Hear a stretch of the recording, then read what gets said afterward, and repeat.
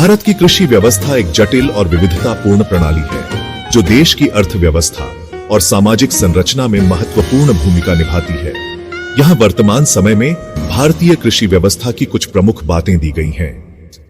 सकारात्मक पहलू: भारत ने खाद्यान्न उत्पादन में उल्लेखनीय वृद्धि हासिल की है, जिससे देश खाद्य सुरक्षा के मामले में आत्मनिर्भर बना है। विभिन्न फसलों जैसे गेहूं, चावल, दालें और फलों के उत्पादन में वृद्धि हुई है।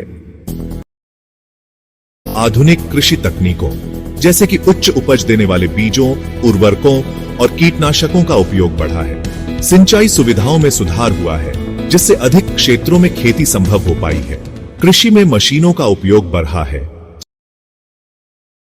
भारत कृषि उत्पादों का एक प्रमुख निर्यातक बन गया है, जिससे विदेशी मुद्रा का अर्जन होता है।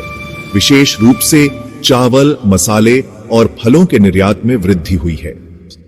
किसानों की आय बढ़ाने के लिए सरकार द्वारा समय समय पर कई योजनाएं चलाई जाती हैं, जैसे प्रधानमंत्री किसान सम्मान निधि योजना। किसानों को फसल का उचित मूल्य मिले, इसके लिए विभिन्न योजनाएं चलाई जाती हैं।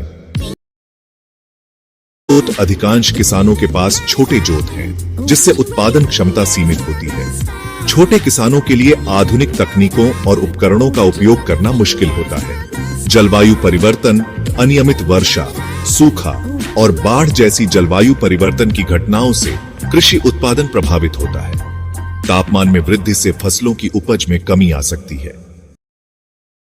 कुछ क्षेत्रों में सिंचाई की कमी है, जिससे फसल उत्पादन प्रभावित होता है। किसानों की आय में सुधार एक बड़ी चुनौती है, क्योंकि उन्हें अक्सर अपनी उपज का उचित मूल्य नहीं मिलता है। कृषि में मशीनों का उपयोग बढ़ने से मजदूरों की मांग में कमी आई है। फसलों के भंडारण और विपणन की उचित सुविधाओं की कमी से किसानों को नुकसान होता है। सरकार किसानों की आय बढ़ाने, सिंचाई सुविधाओं में सुधार करने और कृषि तकनीकों को बढ़ावा देने के लिए विभिन्न योजनाएं चला रही है। फसल बीमा योजनाओं के माध्यम से किसानों को जोखिम से बचाने का प्रयास किया जा रहा है। सरकार द्वारा कृषि में मशीनों के उपयोग को भी बढ़ावा दिया जा रहा है। कुल मिलाकर भारतीय कृषि व्यवस्था में सुधार हो रहा है, लेकिन अभी भी कई चुनौतियां हैं, जिनका समाधान करना आवश्यक है।